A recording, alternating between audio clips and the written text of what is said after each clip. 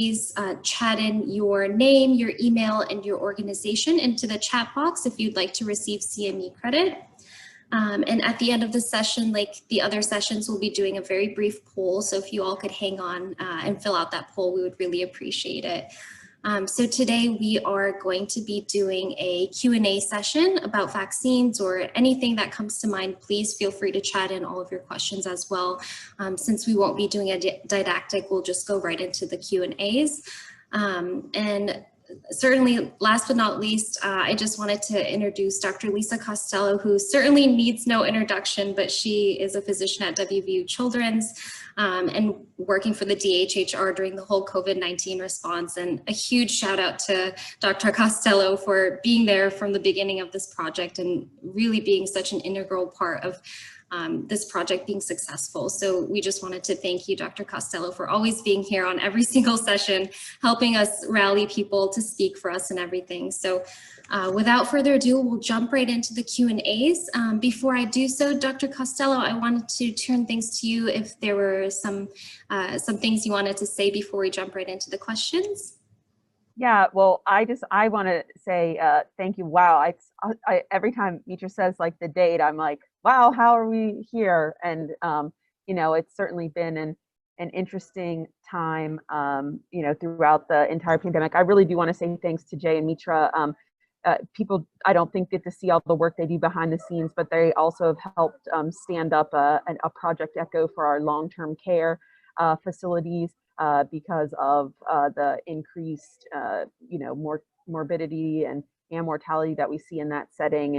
And so they've always been willing to help, and they're a dynamic team and they do really great things. So I just wanted to share in my appreciation for them. I found these sessions very helpful. I am coming to you from the Joint Interagency Task Force in Charleston, West Virginia. I work primarily in the Joint Information Center for the COVID-19 vaccine response. And, you know, I'll just share this story. We're not really having a didactic. I did have a picture. I should have sent it to you, Mitra, to share. Maybe I'll send it to you here quickly if that won't mess things up so much. But this week, obviously, at the end of last week on Friday, the EUA was authorized for the Pfizer product, and then ACIP Met provided their recommendations, and on Sunday the CDC director accepted that, and then we started to see movement of vaccine into West Virginia, and so our first doses arrived on Monday, and the state has been planning for this since August. You know, certainly there's still many items being worked out because obviously we're learning about these products in very quick time, and you know, synthesizing all the recommendations from the Advisory Committee on Immunization Practices, VRBAC, or the Vaccine and Related Biologic Products Advisory Committee, which is meeting right now to discuss the Moderna product. And so we're learning all those things. But I think in a year that was so hard, for me, it was really a moment to be hopeful. And so we were set up here at the Joint Interagency Task Force, and we were monitoring, you know, vaccine distribution and then administration. And, you know, we were able to see in our system when the first person received the immunization. So we called the system to confirm, to say, you know, are you, you know, have you immunized anyone? Like, have you given anyone COVID-19 vaccine? And they're like, yes, we've immunized too. And like, they burst into like cheers, and we were like, you know, you're the first person to, like, you know, you just delivered the first COVID vaccine in the state of West Virginia, and like people erupted into cheers. And it was certainly an emotional moment, and you know, certainly I shed a few tears, and I think in a year that's been very tough, to have that moment of hope. And I certainly have seen that across the board in individuals of just feeling very hopeful in this moment. So I share that story because I think, you know, we do have reasons to be hopeful. We have a long way to go, and there's a lot of work that still needs to happen. And many of the people on this call are doing that work. so well, and everyone is, and so really appreciate that. But I just thought I would share that story with each of you because it certainly gave me a great deal of hope. So Mitra, I'll get these slides to you, so then I can explain them later, but if you want to go ahead and pick off questions. Absolutely. Thank you so much for sharing that with us, Dr. Costello. It really evokes some hope for us all. So I appreciate that. So we got a couple questions in submitted before the session started. So I'll begin with those ones. And I see some great questions coming in through the chat as well. So keep bringing them in, everyone. So the first question we have was the efficacy data in the recent Pfizer EUA information reports that of the approximate 3,800 people over the age of 65 given the vaccine, 1 contracted COVID, while the 3,800 over 65 who got the placebo, 19 contracted COVID. This is listed as 94% efficacy. 20 people seems small. Is this total number of patients who contracted the virus enough to be confident in difference between the vaccine and placebo in this age group? So I think it's a great question. It's certainly super specific. I trust the process, and I think that for me, I think we're going to have to see effectiveness over time as we broaden out the vaccine to the larger population. But I think that it does show efficacy and meets that based upon reviews of.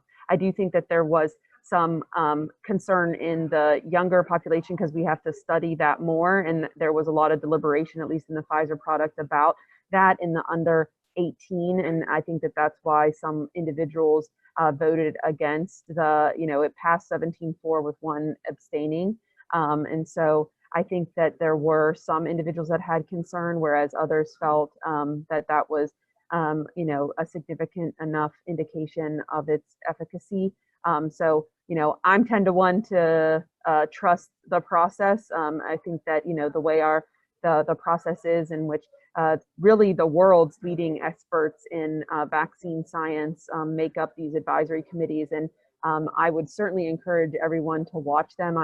I've been in meetings, so I have not yet got to watch the VRBAC meeting today, but if just going back last weekend, watching the ACIP meeting, I mean, just the deliberation and the thoughtfulness and the, scientific review of all the materials is very impressive, and certainly fulfilled my scientific heart and desire. So yeah, I would certainly encourage individuals to look at that. And I think that, we still need to continue to study and to continue to monitor, and we think that effectiveness likely will we would expect it to go down some just as we move to immunizing a larger population of individuals. And I don't really think we've ever had a moment that we've tried to embark on this many immunizations in such a short period of time. We do the flu vaccine every year, but I mean, there's really a concentrated effort to get individuals vaccinated in a very short amount of time. I would welcome, I don't know if anybody else is on, this is when I need Dr. Hodder, because she's the research guru, so I apologize if that was not as fruitful as an answer as someone would have liked, but I would certainly welcome any input from anybody else. Absolutely. Thank you so much, Dr. Costello, and those are wonderful answers. So thank you. And we do encourage anyone to speak up as well if you have any other information you'd like to share with the group. So the next question we got in was saying, information has been spread about COVID-19 causing female sterility. How do you recommend addressing these concerns for community members who are concerned? What is the updated research around safety of the vaccine for individuals 16 and under? Great question. So I'm going to direct everybody to the coronavirus website because we did our medical advisory group along with really the hard work of a group, and I would give appreciation to, we're working with the team with the W. Reed College of Media, and they've been very helpful in making sure we're framing messages in a way that people can understand them, and that they're clear, consistent, and scientifically sound. And so there's a big collaborative effort in communication, and thank them, as well as partners with the Center for Rural Health Development, have really been working so that we can have a coordinated effort. And there's so many people involved, it's hard to like name everyone, but I did want to give a public acknowledgement to those teams working. And so to the first question in regards to fertility. So there's no evidence that COVID-19 vaccines affect fertility.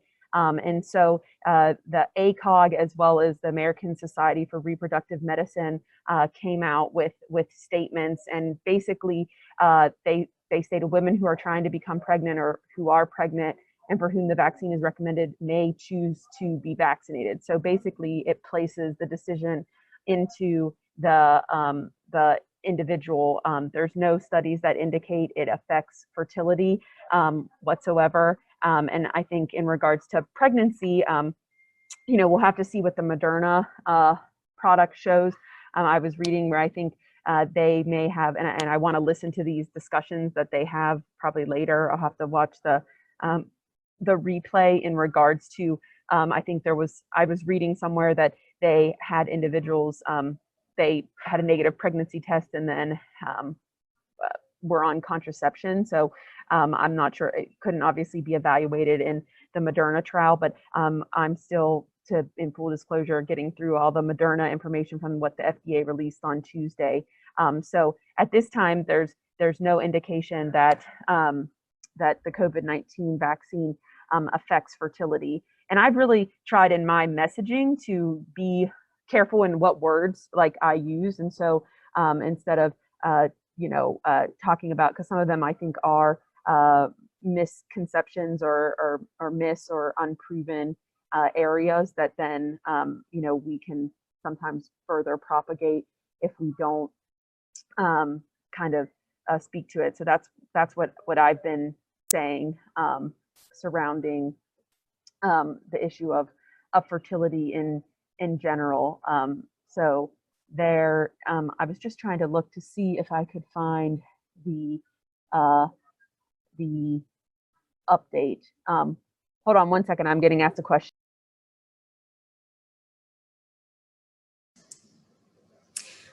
And Dr. Costello put in the resources into the chat, so I'll be sure to put all those resources into the recap email. Yeah, and I'm sorry, I'm literally working at the center, so sometimes individuals come and ask me questions, so I apologize. But that's the question about fertility. The question about under age 16, so there are ongoing clinical trials, both the Pfizer and Moderna have enrolled starting to age 12. The American Academy of Pediatrics continues to advocate of the importance to have children engaged in those clinical trials. I mean, we know that, more than 97% of, mortality occurs in people aged over 50. So certainly children continue to get COVID-19. There's still ongoing discussions and studies to determine how much they spread that to others. But by and large, thankfully, children still tend to have lower, they just don't have the severe disease as much as our adult counterparts. And so that's really where, when we're even talking about vaccine efforts, it's really been directed towards the adult population. And really the priorities that West Virginia has defined, the governor that is set forth in Clay Marsh, has really been based upon what the data shows as to in the epi within West Virginia, as well as nationally, that those who are at the higher, older than age 50 are certainly at a more significant risk of morbidity and death. Thank you. And please don't apologize. Your abilities to multitask is always impressive and incredible. And so thank you. And I was just telling the group too that you put in some resources in the chat, and I'll be including those in the recap email as usual. So I did receive your email with that brief PowerPoint. So let me know anytime you'd like me to pull that up, if you want me to share my screen and show the group that as well. Yeah, maybe we can just do it at the end of it. I was just going to show some some pictures. So, but yeah, we can get through some more questions. Awesome, sounds good. So the next question we got was a little more general, not necessarily about vaccines, but the question was, what do we know about airborne transmission and viability of the virus in indoor settings? Well, I think there's been more studies that have shown that there is certainly, a concern that there is more airborne transmission and the importance of ventilation. And there's ongoing studies to kind of look at that. I don't know. I think there's some occupational medicine people on the echo if they want to chime in. But I certainly think that there's ongoing and there is concern that there is, and I've seen more recent reports of the increase concern of spread, and hence the importance of ventilation. But I'd welcome feedback from anybody else.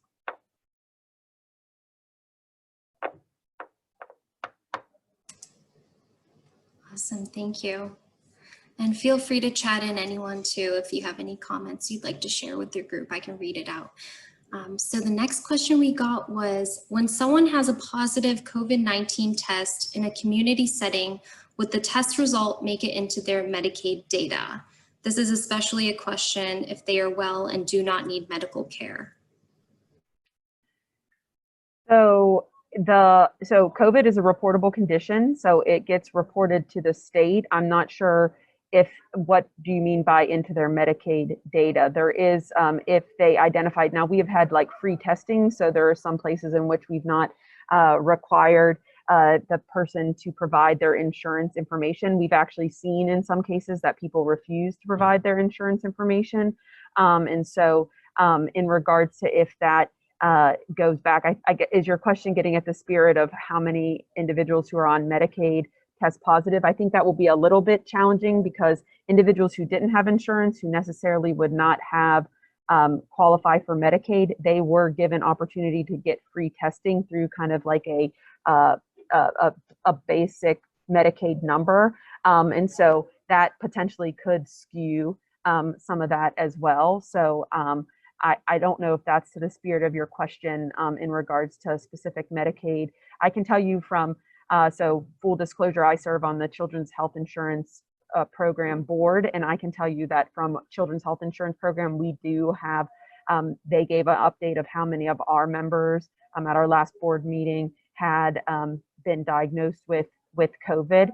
I will tell you that, that's ongoing and changing, and sometimes it's hard to get information from other states and things such as that, especially as we've seen more pharmacy testing come on board. So individuals can go to the pharmacy, and there's a lot of times you can get tested without giving your medical insurance information. And as I mentioned previously, we've had instances where people have refused to do that in concern of potentially getting a bill. So I'm not sure if I answered the question specifically. I think that they're looking at it, and something certainly I think in the future to go back more retrospectively. But certainly every COVID positive case is a reportable condition. That's by public health. That's a public health law, and it's a reportable disease condition under that public health law. Thank you. And Gordon, I noticed you chatted that question in. If there are any other clarifying questions you need from that, just feel free to chat it in as well. All right, so the next question we got in was, what are some treatments for ongoing problems of COVID? My daughter had COVID in July, still has shortness of breath when going up several flights of steps, has had a few migraines. Are steroid inhalers good for this? A coworker has migraines weekly and never has had them before. Yeah, I think it's a good question. I mean, I think that that's what we've said in past echoes is that, and Dr. Hodder, who's more articulate than I am, I think that some of this is going to need ongoing study. And I mean, now we're at the point where we've been dealing with this pandemic for a year, but we don't know further long-term effects. Certainly have heard of the deconditioning and the shortness of breath that lasts for even a couple months after. I think that certainly depends upon how acutely ill that you were, and if you had any type of secondary pneumonia. But certainly have heard of individuals having fatigue And then headaches. I mean, I think it's going to be hard to say, how much of this is related to COVID versus it was a timal relationship. So I think we just need to have more studies, and that's probably not a satisfying answer, but that's just kind of where we're at, that we need to continue to look and see. I have heard fatigue, I've heard shortness of breath that lasts, and kind of you can be doing fine and then kind of get these periods of shortness of breath, as well as headaches as well. But there's ongoing studying being done in regards to cardiac function, and so we're continuing to follow these things out. So I think 2021 hopefully will be turning the tide on the pandemic, because we have a safe and effective vaccine available, and hopefully people will get vaccinated. But I think we're going to be learning more about what are the long-term sequelae of this virus for really, really years to come. Excellent. Thank you so much. So the next question we got in asked if you could share some information that is needed from the patients when they are vaccinated. I have been asked if private, quote unquote, private information will be required. So for West Virginia, for the first phase rollout of our vaccination program, we're using the VAMS, which is the Vaccine Administration Management System. And so I can tell you, I was determined in the first wave. I work in the inpatient setting. I'm working over New Year's. When I was on a couple weeks ago, I cared for 2 COVID positive patients in the hospital on the pediatric floor. And so I did VAMS, and so it was kind of typical demographic information, name, email. It did ask for your insurance information, but you didn't have to provide it to be able to get through.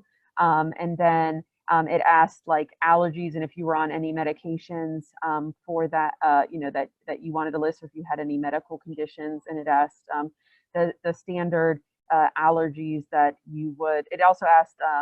It asked if you were pregnant or not. It asked if you were, if you had been sick or been positive for COVID in the past. And so it did ask those questions. And then my appointment is Monday. So I haven't gone and filled out the pre-screening questionnaire. So it did not ask for my social security number. It did not ask for, I don't know, to what level of private people are concerned about, but it did not ask for my social security number. It was just my name, phone number, because in the VAM system, you get a text reminder if you want to opt in about your second dose, so that, because we know that the Pfizer and the Moderna are 2-dose series. So that system generates an automatic reminder, which is one of the benefits of the system.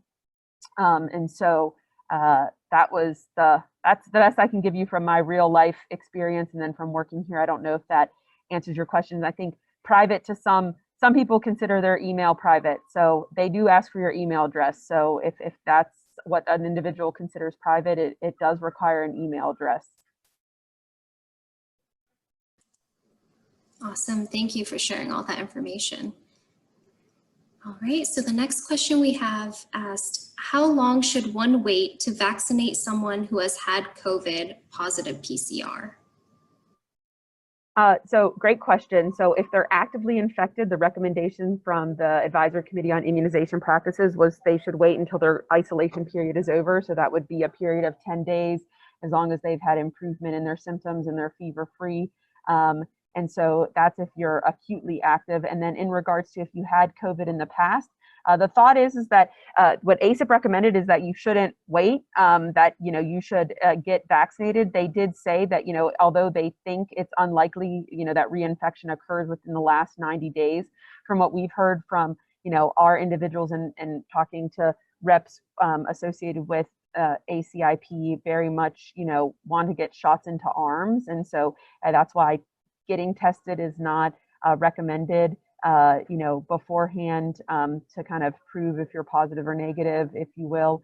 And so that was not recommended. And so the 90 days is the time frame that, basically, and I think I've seen some states say, within that time period, if you didn't want to get immunized, then it's unlikely that you would get reinfected. I think the challenge is as we're doing this targeted phase 1 distribution of this vaccine, it's unclear when you would potentially have access to that vaccine again as it continues to move through targeted populations. So we, on the website I shared, I love these questions. It makes me feel good that we answered them because they're on our website, but that specific question is on the website as well.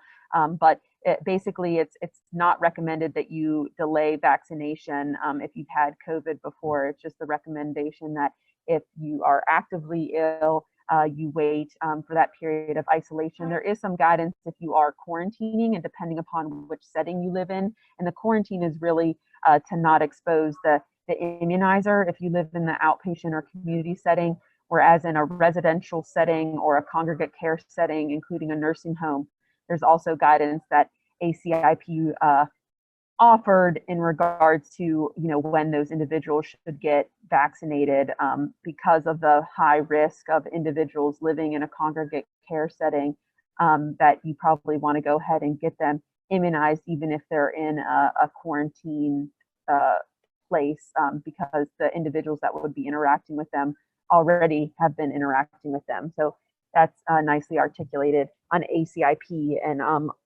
our medical advisory group work to integrate those answers and review those answers based upon the best that we know. Obviously, that information will change as time goes on and as we get other products that come to the market. Great, thank you. So the next question we have is, the issue of health inequity in underserved populations, particularly African Americans, Latinos, and Native Americans, relative to COVID-19 testing and treatment are well documented. What are we doing in the state to assure that we don't repeat the mistakes in the vaccine? So excellent question. And again, I'm going to give a shout out to amazing colleagues of mine, but Dr. Linda Alexander in the School of Public Health, she got a grant through Eberly, I think Eberly, kind of looking exactly at this and looking at vaccine confidence in persons of color. Additionally, the work I spoke of that the W. Reed College of Media, the Public Interest Research Lab, really can't say enough great things about them for all the work that they're doing. But in the work and the analysis that we're doing, we also make sure that we engage persons of colors and and also engaging the Spanish-speaking community, because certainly want to engage and understand vaccine confidence and vaccine perceptions in multiple different communities. And then early in the pandemic, they're working with the Herbert Henderson Center for Minority Affairs and Director Jill Upson. She's been involved in the vaccine planning, and there's a very active African American task force that we have met with, and they always provide such insightful information in regards to what the needs of the community are. And I think it's very important from a messaging standpoint, like not only what the message is, but who is the message coming from and what people want to learn. I think at this point, everyone wants to know the same thing. Like, this vaccine is new for everyone. And so I think certainly the goal, and it's been emphasized, at a national level, we need to make sure it's equitable and efficient delivery to different populations. And so really the state has taken a collaborative approach, and the governor has spoken to this multiple times, and they talked about this on the press conference yesterday, Major General Hoyer and Dr. Marsh, about the importance of engaging with collaborative partners to reach out to the communities. And many of the people on this call, the Primary Care Association, they've been great partners, working with partner agencies because that the communities are who know their individuals best. So whether it's working with the hospital association, the healthcare association, but then also in minority population, making sure we're engaging members of the community as well as the African American Task Force to make sure that one, we can help build vaccine confidence. So how can we provide clear, consistent, scientifically sound information to diverse populations so that they can make decisions that are best for themselves and their families. Wants to know about the process. They want to know if the vaccine is safe, and we're certainly trying to do from the state efforts to better inform the public, and certainly welcome any feedback on how we can do that. We're trying to certainly improve. Information is changing very quickly. And, we're here already with another product, and so we're definitely doing our best. But that's some of the strategies that the state is deploying to try to ensure that we're reaching diverse populations, making sure that there's equitable delivery. And I think I've said it before when we've done a prior vaccine talk, and I think Dr. Martin articulated it well. Communication is going to be key in this, and I think that's one of the things that has been on my radar from the beginning of this, and that's why we're very grateful for various partners through WU. Putting my academic hat on, I mean, it's been really interesting to get to look at that and to see what in our rural population, and then we have some information from the CDC as well as to messaging they've done nationally, but then it's been really great to look and see what the perceptions are in West Virginia, and that's what we're consistently finding, at least thus far in our and where we're at in our kind of wave one is, people want to know about the process, notably the EUA process, the process of the vaccine development, and then they want to know about safety. And we know that they want to hear it from their doctor. That's the most trusted source of information, as well as getting trusted sources of information from healthcare organizations as well. Thank you so much, Dr. Costello. And I wanted to direct everyone's attention to the chat as well. Dr. Costello responded in detail to the question of whether to take the vaccine if someone is immunocompromised. So definitely check that out as well. So the next question we got in was asking, has ACOG, American Academy of Pediatrics, or any other governmental or professional body issued guidance on COVID-19 vaccination appropriateness among pregnant women and those who are breastfeeding? They sure have, and we tried to reflect that. The ACIP put that in. I'll drop it into the chat. As well, the ACOG and AAP have both put those in there. The question that we answered, we mentioned ACOG themselves of what they have advised, which is basically the American College of Obstetricians and Gynecologists have advised that the benefit of vaccination may outweigh the risk of severe COVID-19 disease. A group who is recommended to receive a COVID-19 vaccine, she may choose to be vaccinated. So there's no studies in pregnant women. I mean, we think we see there are sometimes in clinical trials that women become pregnant. As I said, we're still learning about Moderna and what the recommendations will be in Moderna. But at this point, ACOG has issued about if they're pregnant, and then same thing in regards to breastfeeding. So Mitra, I'm going to drop a lot of these into the chat, but you could just share the link to the website because that's probably going to be easiest. It's just a lot of the same answers. But the AAP, I will drop there. They have a nice kind of questions as well about the question that was just asked in regards to breastfeeding, and I can just would certainly direct individuals to there, but it was, again, the thought is that there would be no harm. There's just not been any studies.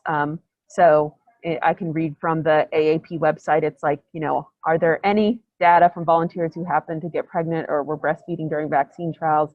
Any effects on COVID on pregnancy? And it just said no pregnancy-related data has been released yet. Typically in large trials, there are some inadvertent pregnancies. They will be followed for birth outcomes.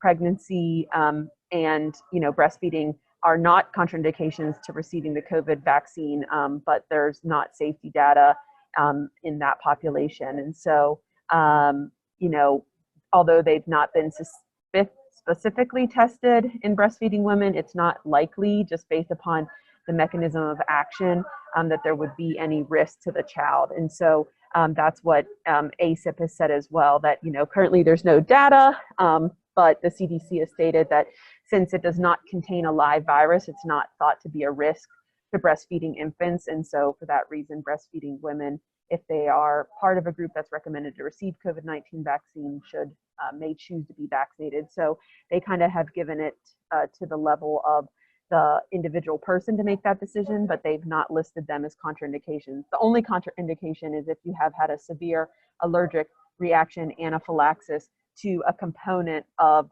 the vaccine itself. So if you've either taken the first vaccine and you've had anaphylaxis, or there's a known component in the vaccine that you've had anaphylaxis. Excellent, thank you. And I appreciate the direct links and responses in the chat as well. I'll certainly be including that direct link to the website in the recap email so everyone can go and refer to that as well. No, it's fine. I've had these links up on my computer since Saturday. If you want to pull up the PowerPoint, Mitra, this might be a good time since we have like 20 minutes. It'll be a nice little break, but these are just more this is not any, go ahead, you can go to the next slide.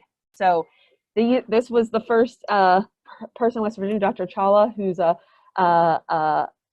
cardiologist for Thomas Health. So he was the very first person in West Virginia to get vaccinated. And then you can see the pandemic leadership got their COVID vaccine. And really, it's been a real honor to just have the opportunity to be involved in the vaccine plan process. And one of my biggest things was, as a pediatrician, I really wanted stickers. So when we had a CDC site visit, I emphasized the importance of stickers, and we were able to produce stickers. So this is based upon the CDC template that they have. We're kind of making buttons as well, as you can see here. So we're trying to get some of these out further.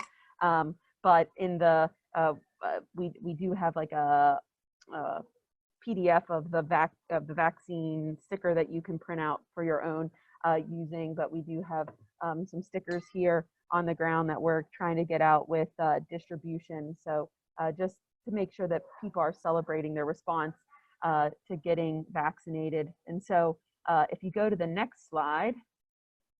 So this, I shared this because I mentioned in briefing that, I'm going to get vaccinated on Monday, but here, this is when I signed up in the VAMS portal, and all these links are still open in the top of my computer.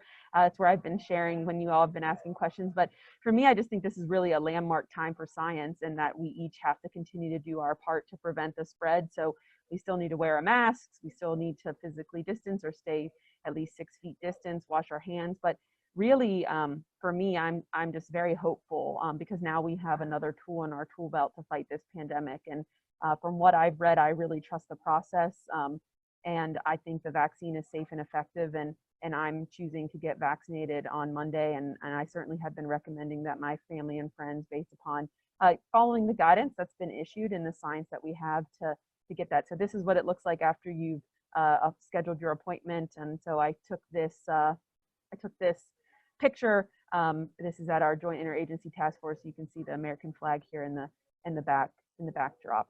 So so I just shared that to say that's what it will eventually look like. And then I think that's it. Oh, if you want to go to the next slide, that's another sticker. And then this is part of a campaign from the Center for Rural Health Development that is pushing off in regards to be pushing out different images and resources and videos in regards to the vaccine to better inform the public.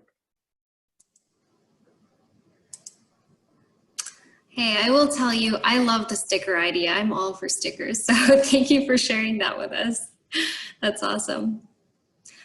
So we have been getting a couple more questions in, but I know they've been coming in really fast. So if there are too many, we can always save them for the January session as well. But we have about 20 minutes or so left. The last 5 minutes we'll actually leave for the poll.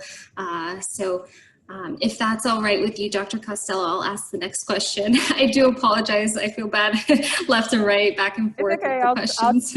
You've been doing awesome. I'll do my best to provide the answers to the best of my ability. Thank you. So the next question we have was asking if you could discuss the discovery of a sixth dose with the Pfizer vaccine, and when do you think the extra dose can be reflected in VA So great MS? question. So Pfizer, they were 5-dose vials, but it's pretty typical for pharmaceutical companies to put, a little bit extra in just because in case you may overdraw just slightly. So it is a 0.3 ml draw of the syringe, and the product needs to be reconstituted with normal saline. So you put 1.8 mLs of normal saline. So you do the math, 1.8, that is exactly what would be 0.3. So there are many situations in which 6 doses have been pooled. I can tell you that we were actually one of the first states to kind of identify this. We reached out to our CDC partners because we started vaccinating within 12 hours of vaccine. It might have even been it might have been within 8 hours of vaccine reaching West Virginia.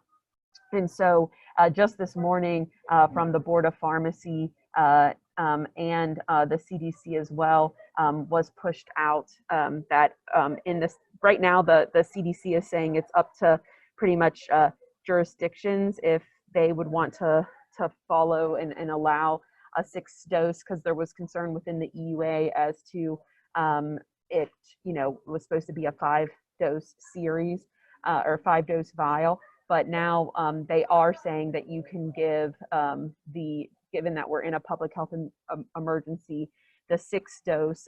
There's even been some reports of a 7th dose, although we have not heard of any of those here, but that's more nationally. You could give that vaccine. And so they did want to note that they're preservative-free vials, so you can't like mix vials. So if you have like 0.2 and then 0.1 and another vial, you can't mix those vials, that the vials are not supposed to be mixed. But with the 6th dose, it is being recommended that we give those. And I can tell you that the VAM system is working on that and how to be able to log it. I think that the challenge is these are the first doses, and we know that it's a 2-dose series with 21 days apart. So there's the logistical considerations of if there is a 6th dose, in the future, you have to make sure that you're going to be able to get that 6th dose in the future to be able to immunize as well. So we're working in VAMs, and they're actively working through those solutions since this kind of became an issue on Monday. And then, even as early as yesterday, there was discussions about, the FDA was saying one thing, the CDC, they were kind of discussing back and forth. Pfizer was involved, and that's when the CDC this morning said, given that we're in a public health emergency, if you have that full dose, it has to be a full dose. It can't be can't be 0.27. It needs to be the full dose. Then you are able to administer that, and then the VAMS information will be forthcoming, and they're trying to include that. We do have a VAMS hotline, and there's a national VAMS hotline, but that's the best answer that I can provide right now. Sorry, I can't give a more specific answer. No, that was excellent. Thank you so much. And we got a thumbs up from Emma White. Thank you for using that feature. I love it. So we got a chat in asking if you think the stickers and cards would keep someone from getting the vaccine. I personally don't. I'd love to hear a person's opinion as to why they think it would. It's Dr. Leonard. I mean, just reading on Facebook and stuff, there's a lot of people talking about, having to have your vaccine card to go to Walmart and that sort of bullcrap. So I just wanted to know what you thought. Card. The vaccine card is that, that's, I was never immunized for smallpox, but I think they did that. You had a pretty bad scar on your hand, but that's what, I remember my mom's immunization card. I think that to me is a different issue than trying to celebrate. One of the CDC has said that you should try to celebrate getting vaccinated, that we should be sharing that. So everyone does get a vaccine card that shows in regards to when you got the dose, because the doses are not supposed to be interchangeable. And so so you need to know what dose you got or what product you got, and then so that you know when to come back. And Moderna is a 28-day interval, whereas Pfizer is a 21-day interval. And so, I mean, everyone is going to get a vaccine card. It's also tracked in VAMS, but to have that redundancy. And so that is questions. I was on a call this morning. I don't know what people will require in regards to proof of vaccination. You know, we don't do that for other than for school entry. You know, you have to prove. And then I think if you work in healthcare field, so I think down the road, you know, there might need to be proof of vaccination. But I think that's an area that we need to communicate. And that, you know, I mean, I personally, I don't, you know, I will gladly wear my sticker, and I will try to, you know, celebrate that and show that. And at least in our public sentiment, the stickers are testing pretty well. But I'm sure, you know, I'm sure there's individuals who, you know, I don't know if it would deter them from getting the vaccine. If someone's choosing a sticker as their reason to not get vaccinated, I'm going to speculate that they probably have some other reasons as to why they don't feel like they should be taking the vaccine as well. So that's my opinion. I'd be happy to answer anybody else's opinion. The buttons are more so for healthcare providers, because we know that people want to hear if we've already seen it anecdotally where people have seen healthcare providers get the vaccines, and now they initially said they did not want the vaccine, and now they say that they want the vaccine. So we're already seeing increasing vaccine confidence as healthcare workers are starting to get the vaccine. And I think, honestly, I mean, at least in my social spaces, I have not seen so many people post on social media about getting a shot ever. Like people, you know, of all different like walks of my, like from people I was friends with in medical school, from like every specialty. I don't have any data for that, but it's been just so organic of how many people are just literally like feeling hopeful and on message and sharing that. People that they've never like shared before, they're just really into, you know, that they feel very hopeful for this moment from everything that we've been through the past 10 months. So, but I'd welcome comments from anyone else, but that's my opinion. I don't have much science to support that. I don't know if it's been studied, but that's definitely my opinion. That's great, thank you. And we got a chat in from Dr. Baltiera saying, I'm old enough to have the yellow vaccine book with 4 smallpox vaccines. Bring on the COVID vaccine, LOL. Thanks for sharing that, Dr. Baltiera. And Dr. Rexford also shared that their local paper is trying to set up a photo op for when she gets hers as a health officer. That's awesome. Thanks for sharing that as well, Dr. Rexford. All right, so we have one more question in, and I think after this question, we'll go right into the poll.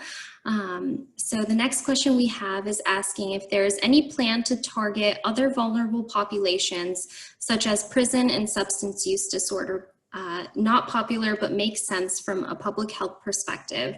Also vaccinating at bars, college campuses, and anti-maskers would slow spread faster. Not fair, but effective. Are there any comments or policy plans?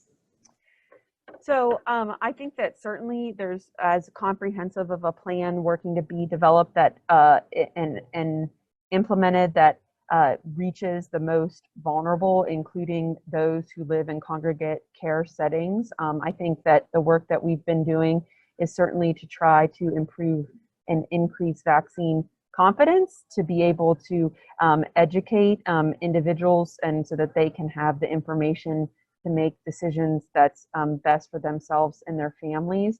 And so certainly, and that's really the reason that our state went with long-term care. So we're one of the first states in the nation. I think we did immunize the first long-term care resident in the United States, because many states are opting into the federal pharmacy partnership, which does not start until the week after Christmas. So we've already seen literally thousands of individuals be immunized in long-term care settings in our state, because our EPI shows us that that's where we have the most significant mortality. Almost half of our deaths come from the nursing home setting. It also then plays a role in the acute care setting, because we can't get patients out of the hospital to long-term care facilities because they're having so many outbreaks, and we've seen that it spreads pretty significantly in that setting. So there are discussions to reach all of those populations. all with the caveat, and the governor spoke to this, Dr. Marcia spoke to this, General Hoyer has spoke to this. There's a big caveat in regards to allocation. We don't know, we know what allocations we're getting from week to week, but we don't know long-term, which makes it very hard to plan. We have a couple weeks out, but there's many different factors that impact that in our allocation and what the supply is. You know, not only is this being delivered to the United States, but really, you know, this is a vaccine for the world. So certainly the allocation numbers are very impactful and impact, you know, what type of, you know, how much vaccine is available. But the answer is yes to all of those areas that were mentioned in the question, to make sure that we're reaching the most vulnerable. And if you didn't have a chance to watch the press conference yesterday, Dr. Marsh did a good job articulating his vision based upon what we know and the reasons to drive the priority process. The four kind of priorities are reduce deaths, reduce hospital admissions, keep the acute infrastructure. You know, we want to make sure that we can maintain the infrastructure, and then you know, get to our most vulnerable. And that's really, those are the priorities that are driving the distribution allocation in West Virginia.